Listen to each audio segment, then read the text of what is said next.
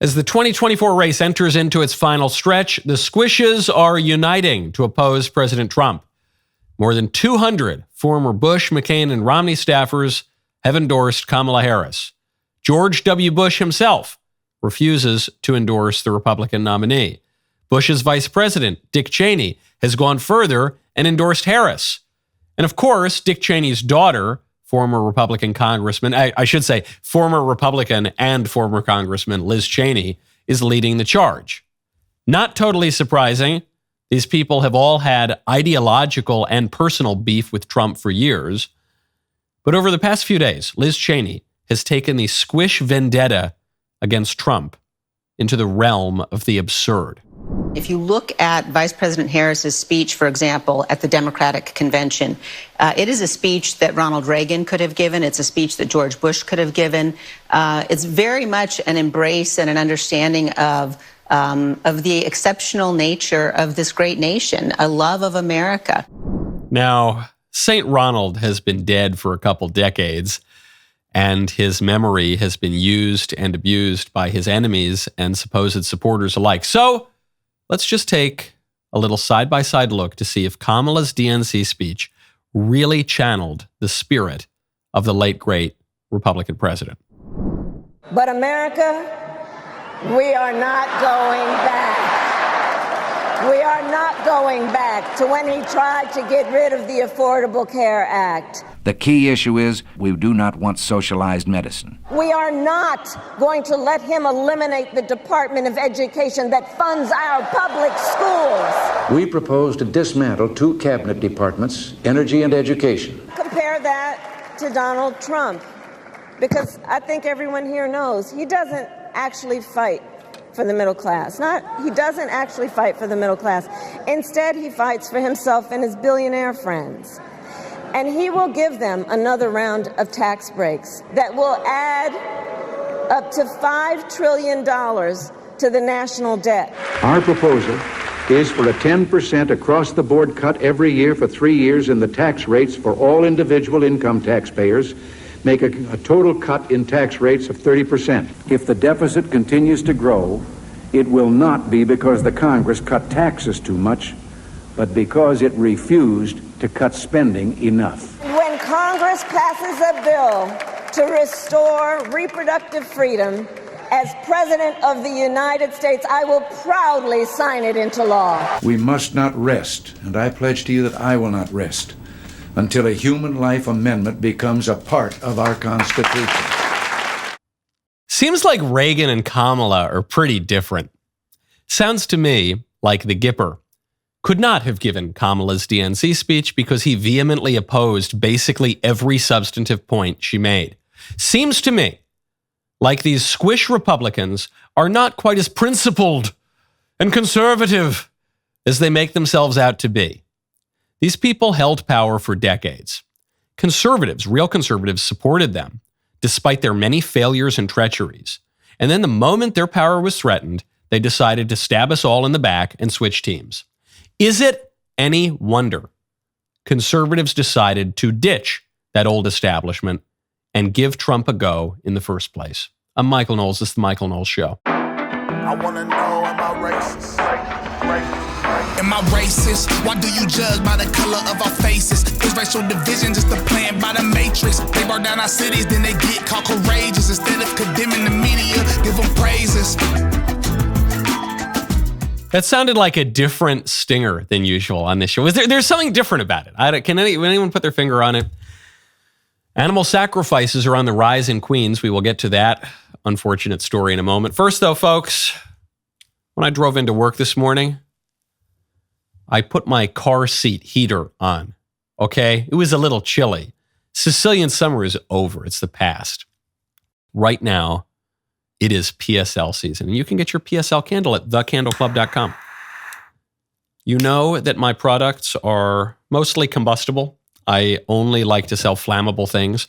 Well, when you're sitting indoors with a nice Mayflower, really you could fill up the whole house with the wonderful scent of PSL or Wise Man or Old Soul or Crème de la Crème or the Mayflower line of premium candles, all at thecandleclub.com.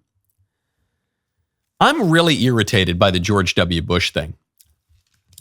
I'm not saying I'm the biggest George W. Bush fan in the country, but I'm also not one of these people on the left or the right who blames him for every problem we've had in the last several decades. But I'm really irritated that this guy was supported by the Republican Party, by conservatives for decades, that this guy's family has been supported by conservative Republicans, even though the Bush family has never been particularly conservative. His family has been supported by conservative Republicans, not just for his presidency, his governorship, his brother's governorship, his father's presidency, and his grandfather's Senate terms.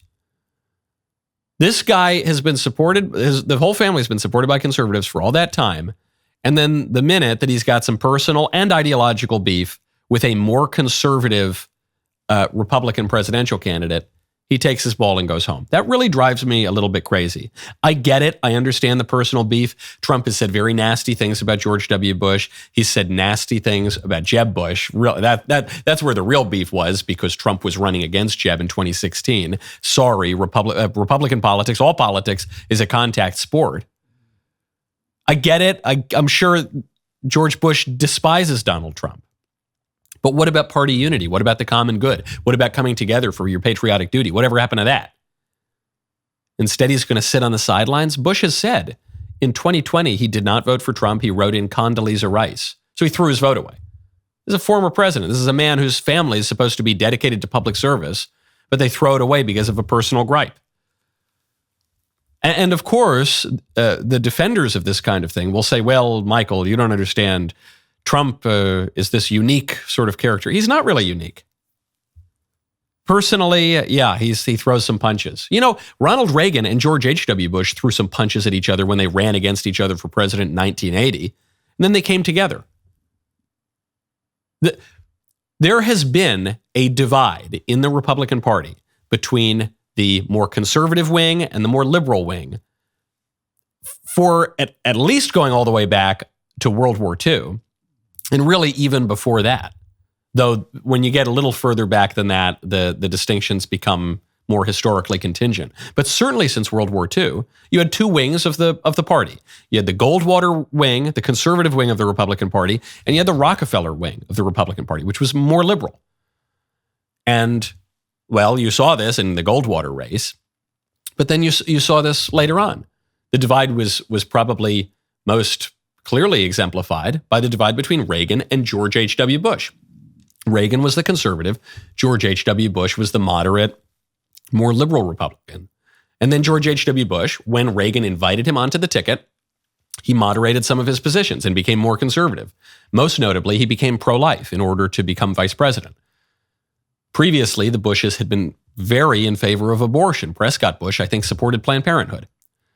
But, okay, good on George H.W. Bush. He pivoted, he became more conservative, and the two sides came together.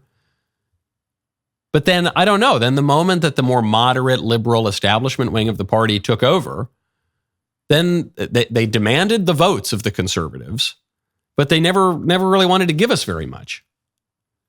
That's what's really frustrating to me, is it just seems like for years, the conservative wing of the party has gone along with the Bushes and has gone along with the Romneys and has gone along with the more moderate establishment Chamber of Commerce kind of wing of the party. And we've given them our votes and we've given them our support.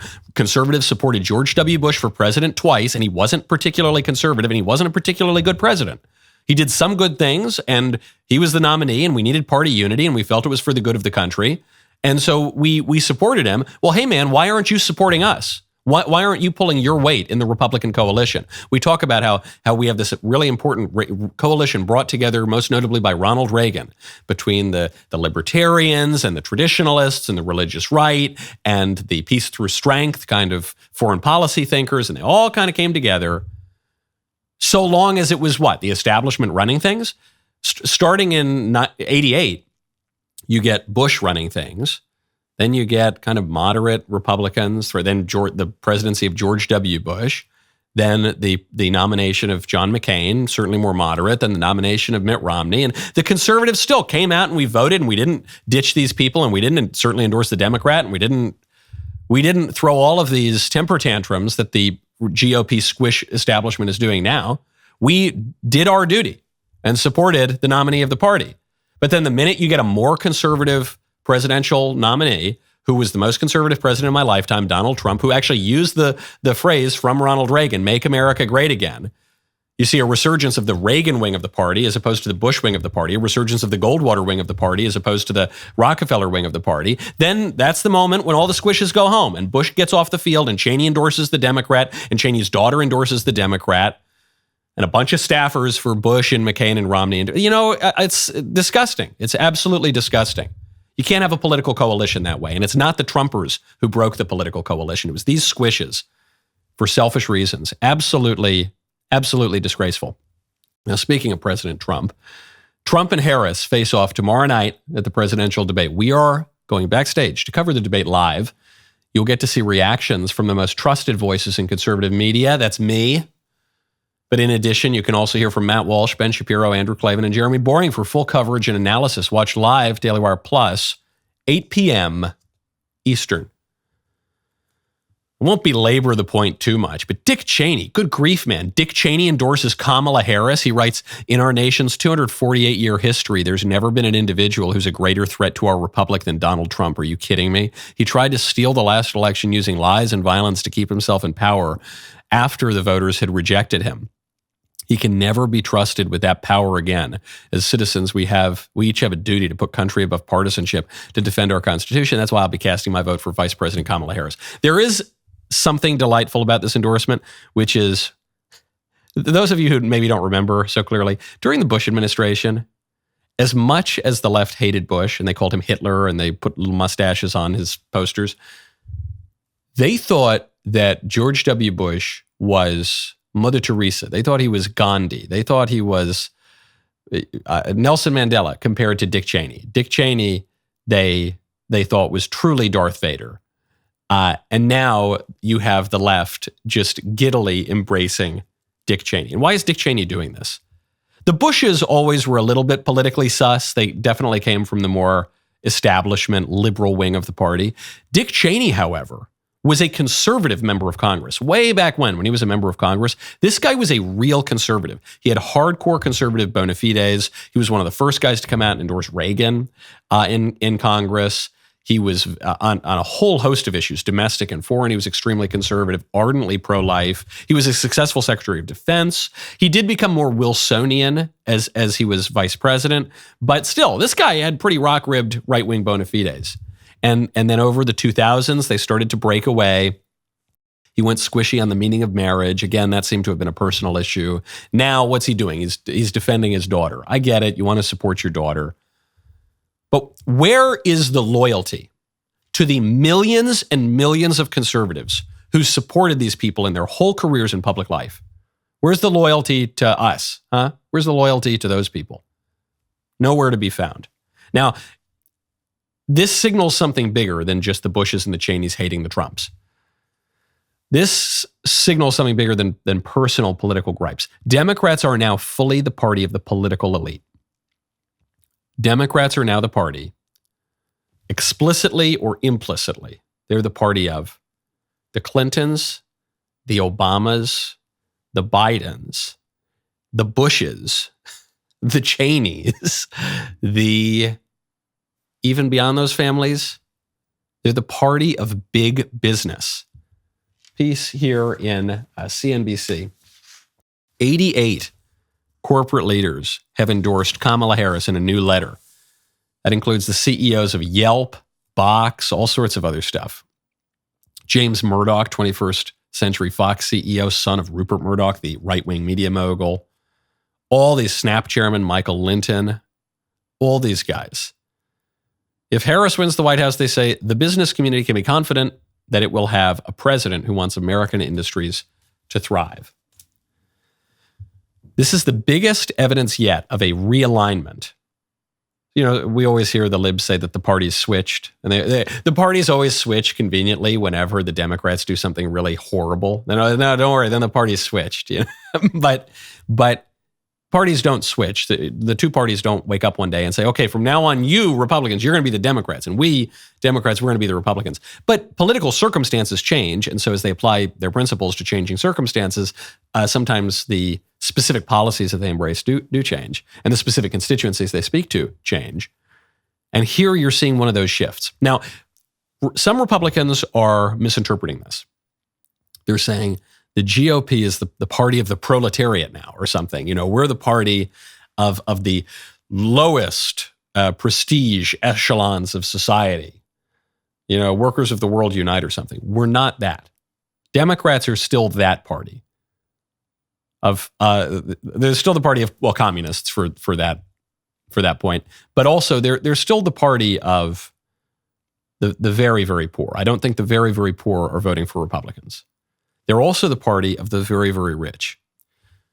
Republicans are the party of the middle class. Republicans are the party of the bourgeoisie. The Republicans are not the party of the big corporate leaders. The big corporate leaders vote for Democrats. Republicans are not the party of Wall Street. By and large, Wall Street supports Democrats.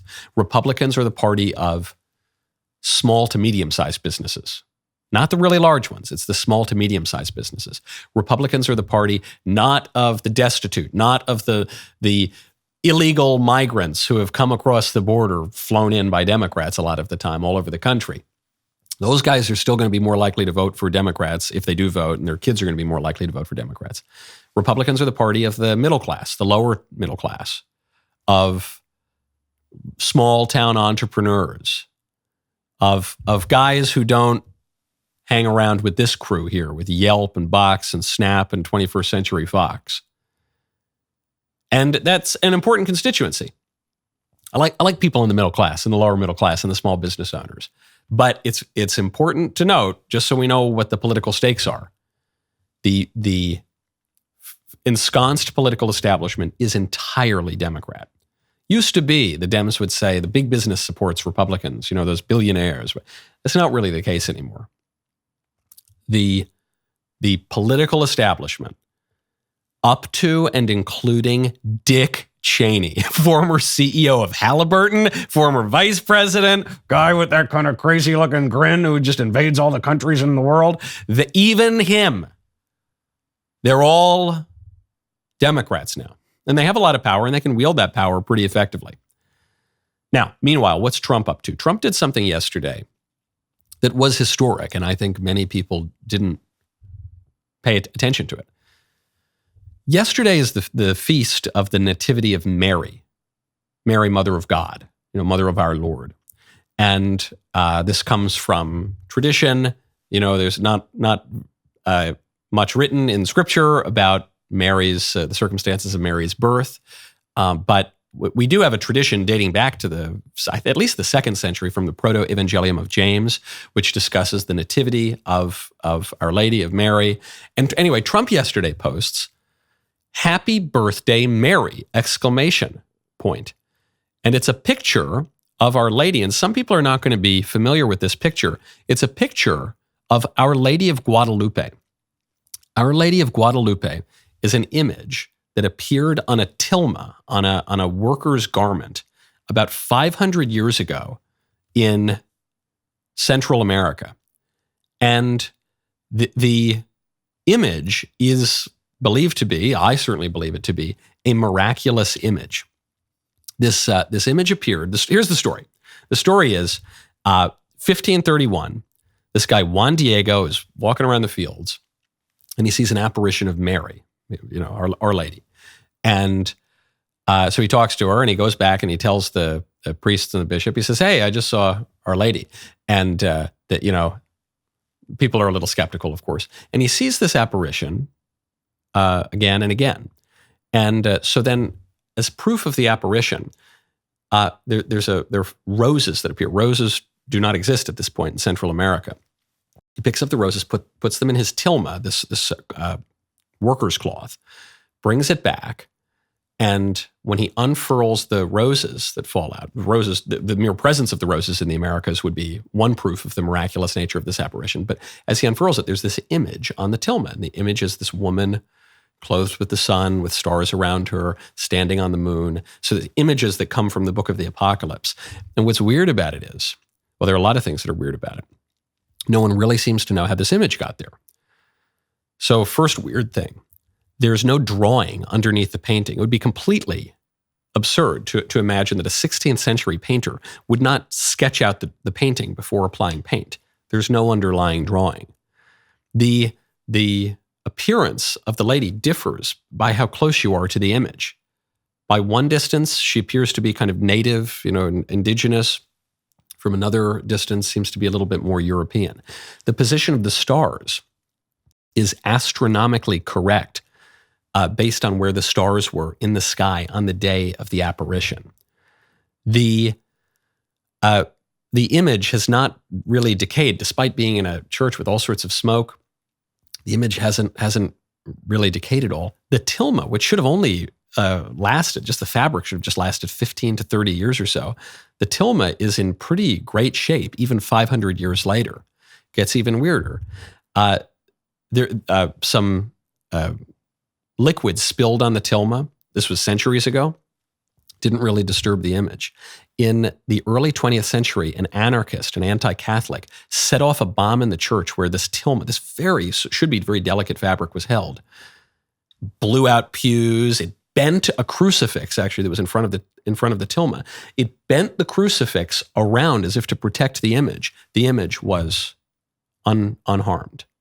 Then there was microscopic analysis done on the image of Our Lady in the tilma, and they zoomed in on the eyes. And this one is the one that really gets me. There's an image in the lens of the eye, and it's an image of men looking at the image, and the lens curves as a human eye curves. So there's some distortion to where the people would be, and it's obviously extraordinarily. One can't even imagine how the image, how one could, if one did paint that, how one could paint that. There are so many aspects to this that are amazing. This is why millions and millions, an estimated 9 million people converted within 7 years as a result of this image, which comes out to about 3,000 people a day, which is the number of people who converted on the Pentecost. All sorts of really amazing facts about this image. And I believe Donald Trump is the first president or presidential candidate ever to post this image, ever to really embrace this image. This is the Marian apparition in the Americas that converted, these people in the Americas. And he embraced that.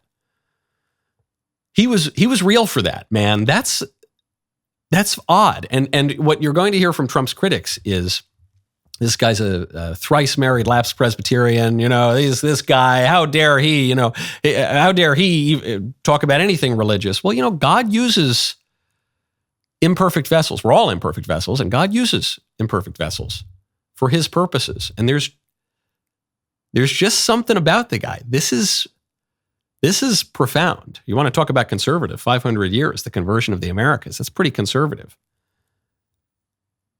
Something going on here.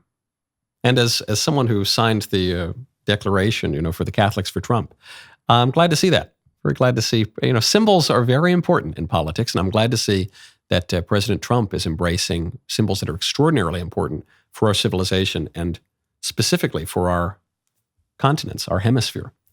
We got to talk about these things. You got to check out Pure Talk. Go to puretalk.com/Knowles. I'm going to let you in on a little wireless hack that can cut your cell phone bill in half every single month.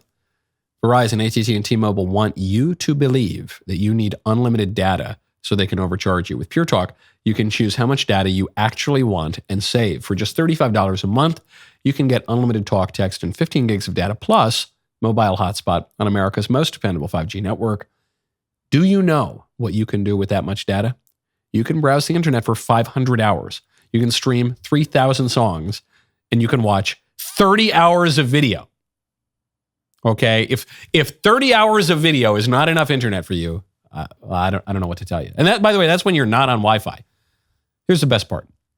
When you switch your cell phone service to Pure Talk on a qualifying plan, you will get 1 year free of DailyWire Plus Insider. That's access to the library of DW Plus movie series and documentaries, including Lady Ballers, What is a Woman, Mr. Bircham, and Run, Hide, Fight, uncensored, ad-free daily shows.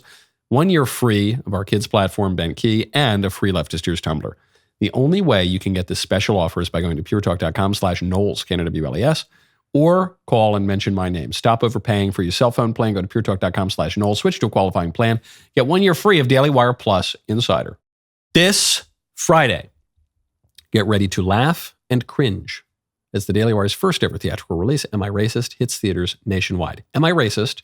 Has been selling out theaters across the country for weeks. On Friday, you will finally get to see what all the buzz is about. Bring your family, friends, even those skeptical coworkers. If your local theater was not showing it last time you checked, amiracist.com, well, look again. Hundreds of screens have been added in the last 48 hours. Go to amiracist.com now for tickets and showtimes. Don't miss Am I Racist in theaters nationwide this Friday.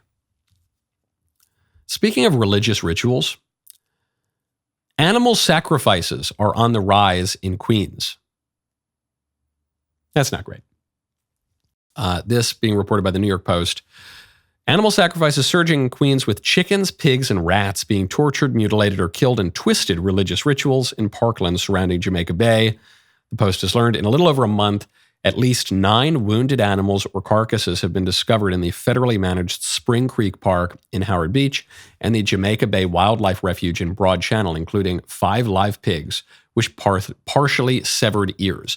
I believe that this stuff is happening because when I moved to LA, I was walking on the beach underneath the Santa Monica Pier. This is one of the earliest times I was in LA. And I found a chicken with a severed head. And in my naivete, I thought, oh, I don't know, maybe he ran out of a kitchen or something. They were getting ready to chop up that. Of course, they don't pluck the chickens in these restaurants. My friend said, no, I think this is some voodoo stuff. I think this is some occult kind of rituals. And he was right. So this goes on in LA, Gomorrah by the Sea, as Jeremy calls it. And it goes on in New York, and it goes on in a lot of places increasingly as our traditionally religious culture, our Christian culture, is less clear in society. Well, all these other weird occult practices come in to fill their place. Now, a certain radical sect of Hindus is apparently being blamed for these particular animal sacrifices in Queens. I don't know. That's just according to the reporting from the Post. I don't know how true it is. Could be true. But what I do know is, according to our present jurisprudence, since 1993, if people want to sacrifice animals to demons, they are allowed to do that on religious grounds. Yes. Probably not the sort of thing that George Washington and James Madison and Thomas Jefferson envisioned, nor Abraham Lincoln, nor Teddy Roosevelt, nor any of the... Teddy was, when he was going to sacrifice animals, he'd do it with a double-barreled shotgun. No. But since 1993, really beginning the peak of secularism in American law and jurisprudence, you have a constitutional religious right to sacrifice goats and pigs and chickens to demons. This is untenable in the long run. Because if it were merely a matter of illegal aliens coming to America and breaking the law and doing their weird voodoo rituals, that would be bad enough. And we'd have to figure out what to do with all those illegal aliens. We're still trying to figure that out. These illegal aliens who cause a major threat to our political order and major disturbances to our social order. But it isn't just that. If really this is being done by some radical sect of Hindus, it's probably not illegal aliens. It's probably legal immigrants who are just doing really, really weird stuff and littering the streets with decapitated chickens. It's not the sort of thing. Listen, my family's been in New York for a pretty long time. That's not how we're supposed to do things there, That's unpleasant to the people living in New York. But what if they're legal immigrants? We have the problem with some of the social confusion that's set in. I think it gets scapegoated onto the illegal aliens a lot, and that's a big problem. But it's kind of just mass migration, legally or illegally. When people come here and they don't have familiarity with the culture and they don't have the habits of Americans, which take generations to cultivate, it's going to create social problems. Aristotle knew that. All serious statesmen have known that for a long time. This is also a problem of secularism.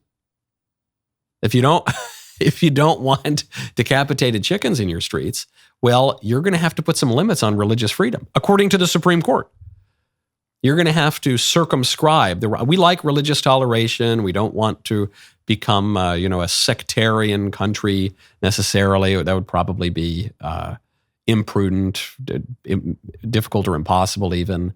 We're a country of people from lots of different backgrounds. And so just in America's development, it's hard to imagine that we would, truly become a confessional state. But, we could do what we did until circa 1993 and be a broadly Christian country that tolerates other religious practices to a point. And certainly one of the points that falls beyond that point up to which we tolerate things is, beheaded goats in the streets of Queens. But are we willing to take that on? I doubt it. The most hawkish immigration restrictionists in the mainstream top-tier Republican Party, winning votes, getting things done, say legal immigration is good and there should be more of it. Illegal immigration is bad and there should be less of it. That's the most extreme version. Even though, depending on which survey you look at, most people want less immigration overall, significantly less immigration overall. In terms of mainstream politicians, the furthest restrictionist you're going to see is people who say we need more legal immigration, less illegal immigration. So, okay, you're not dealing with your migration problem. And then for secularism, how many people in the mainstream of public life are coming out and saying, we need limits to religious liberty? On the left, they're saying that. They're saying we need to spy on the Catholic churches and we need to take Christians' kids away from them. And they're saying all sorts to limit Christians' political and religious rights. But on the right, are there any Republican politicians saying, we need to dial this back a little bit? And we need to set some limits and taboos and standards and norms. No. So we can point our fingers and blame the illegal aliens all we want. It's a much deeper political problem. Now, speaking of changing taboos, here is a really sad story. Headline yesterday making its way around the internet from The Times. This is Times of London.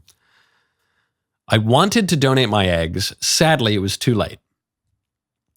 Verity Stockdale, 34, on why she dreamt of helping a stranger to become a parent. I'm not going to read the whole piece. Here's just one paragraph. She was thinking about having kids. She was thinking about freezing her own eggs. She was thinking about doing IVF later on down the road, but it's hard and it does carry health risks and it often doesn't work. So she says, it was while doing these mental acrobatics that I started to quietly fall in love with the idea of donating my eggs instead. To help someone to have a family now felt like I could be a part of the journey of creating one, regardless of whether or not my body would play ball to do the same for me in the future. To help a stranger to become a parent, just as someone may help me to do the same in years to come, biologically or otherwise, didn't matter. Suddenly it all clicked into place. But now, her eggs are not valuable on the open marketplace, so she can't do it. This shows you the true evil of capitalism unchecked by morality. This is not a problem of communism. This is not a problem of socialism. This is a problem of capitalism. People viewing their own bodies as mere commodities to be traded. People viewing, even worse than that, people viewing their children or prospective children as commodities to be bought and sold. That's a big problem. And I can already hear the rebuttal to this. People are going to say, Michael, if there's some problem with a woman selling her eggs, or don't even donating her eggs, but nevertheless treating her eggs like a commodity. And we're just talking about eggs here, unfertilized. So we don't even know who the anonymous father will be yet to create this child intentionally created to be deprived of his natural mother and father.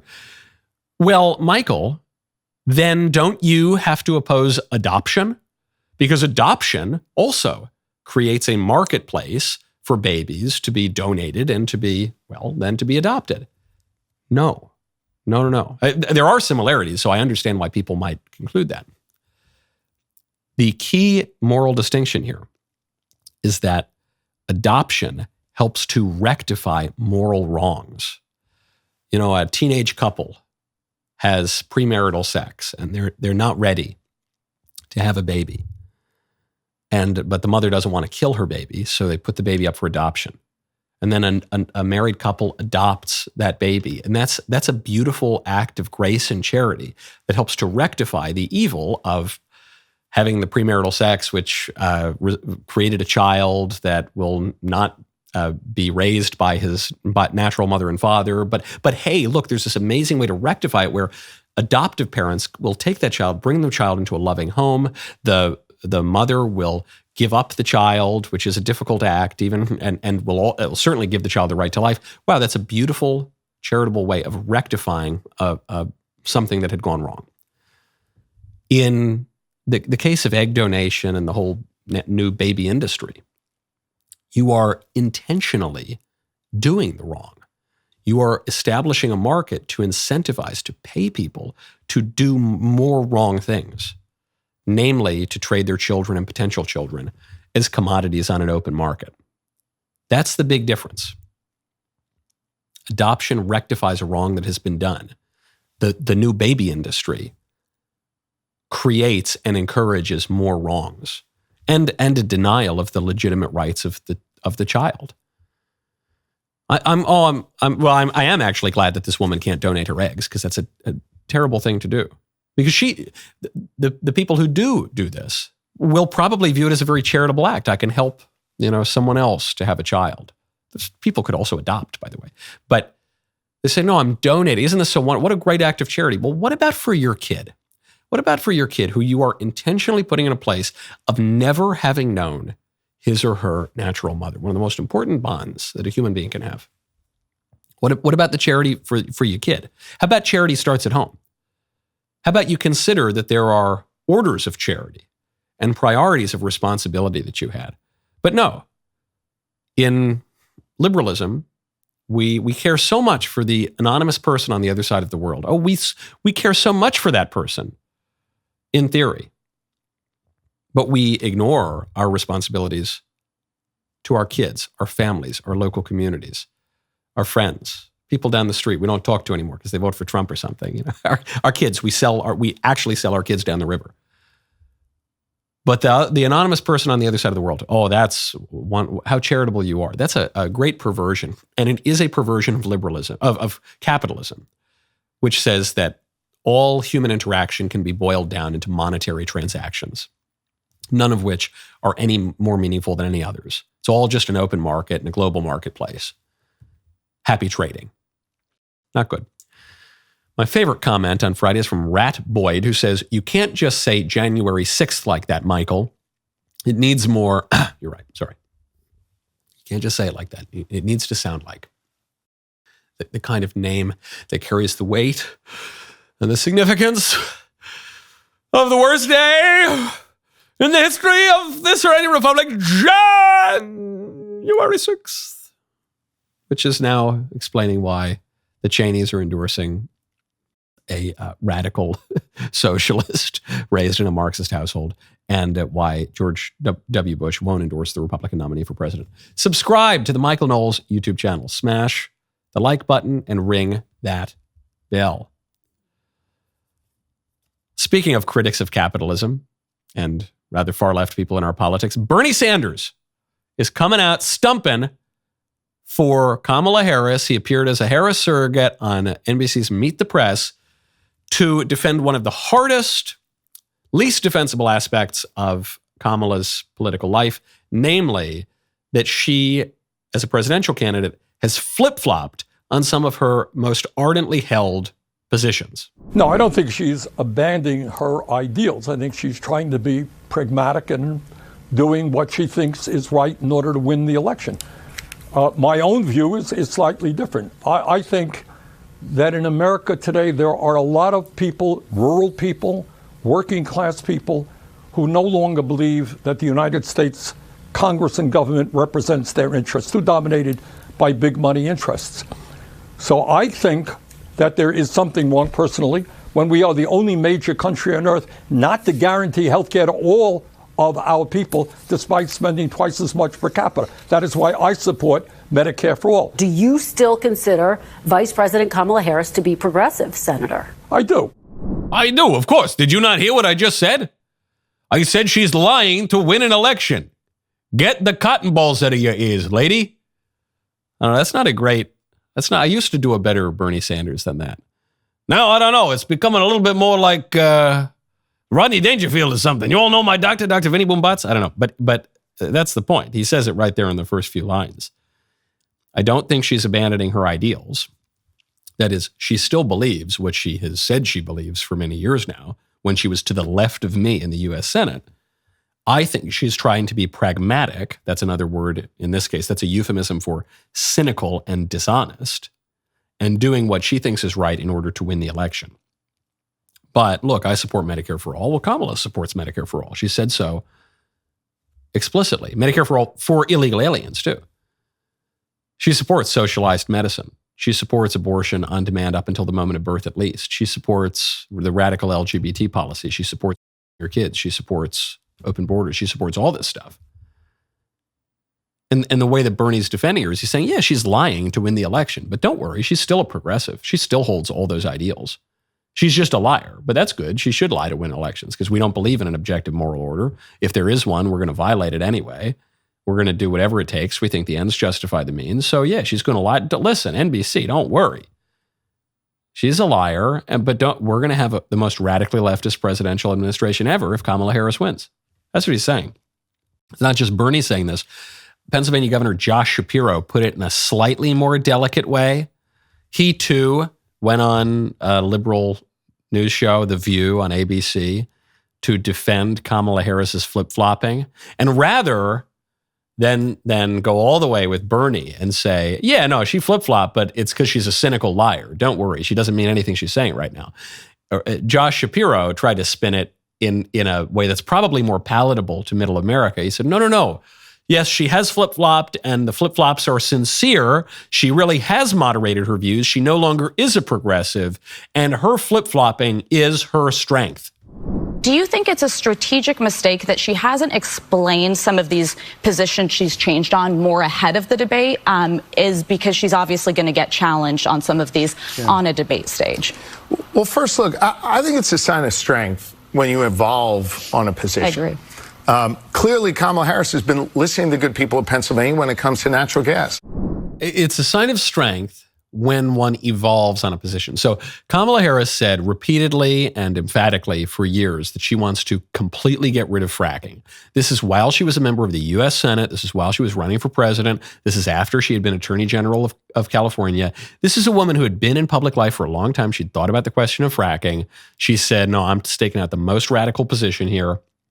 By the way, when people stake out radical positions, it's usually because they have thought about an issue a lot. When you have a squishy, moderate, vacillating position, maybe you just haven't given much thought to the issue.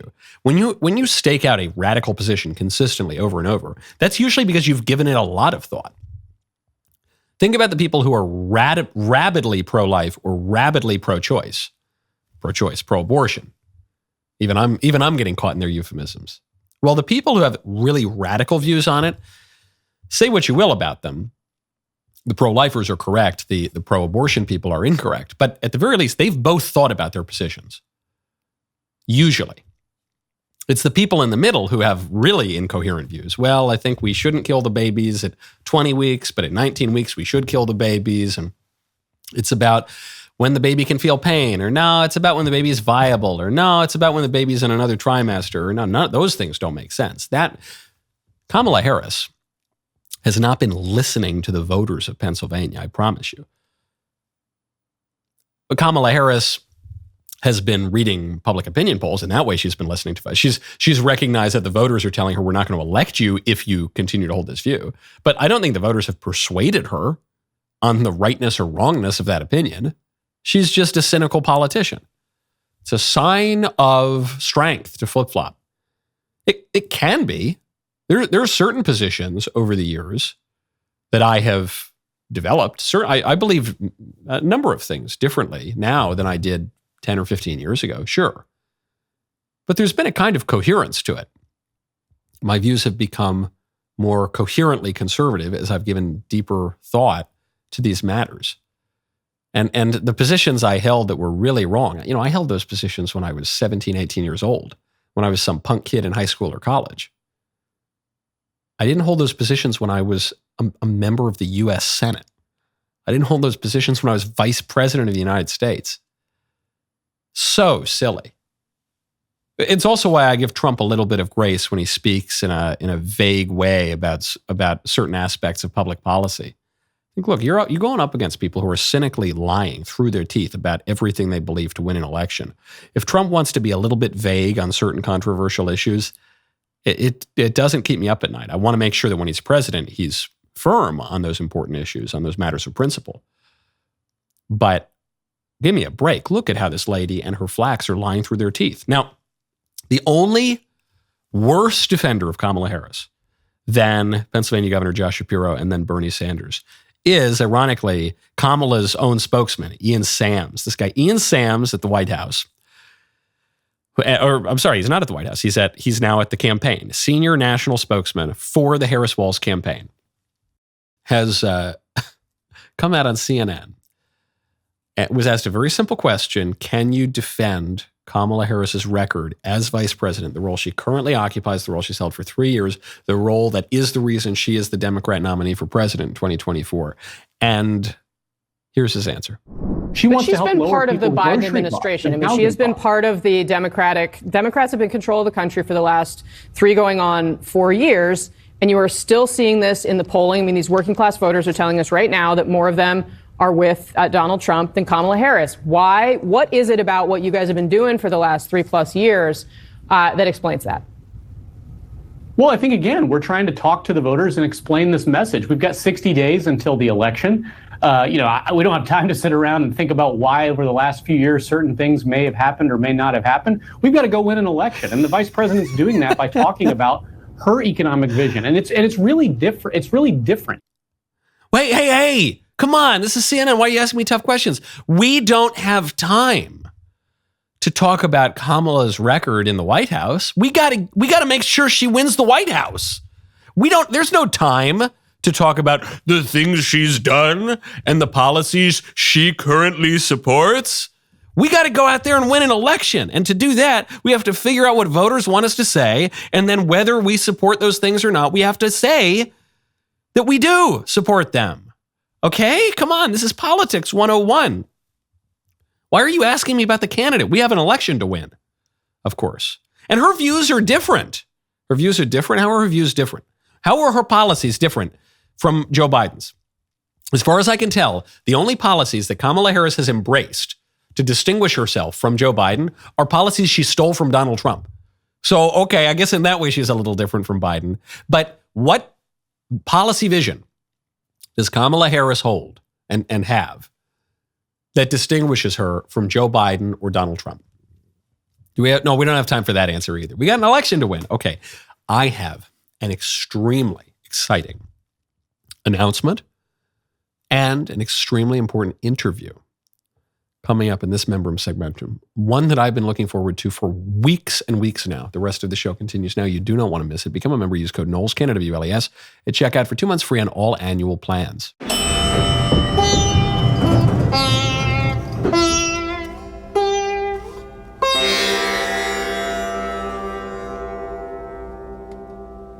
Republicans are Nazis. You cannot separate yourselves from the bad white people. Growing up, I never thought much about race. It never really seemed to matter that much, at least not to me. Am I racist? I would really appreciate it if you left. I'm trying to learn. I'm on this journey. If I'm going to sort this out, I need to go deeper undercover.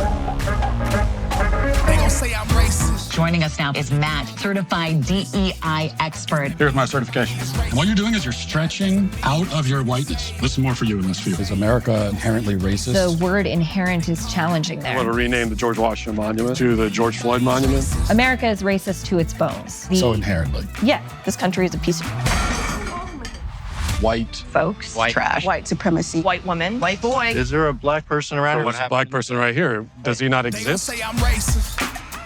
Hi, Robin. Hi, what's your name? I'm Matt. I just had to ask who you are because you have to be careful. Never be too careful. They gon' say you racist. Buy your tickets now. In theaters September 13th. Rated PG-13.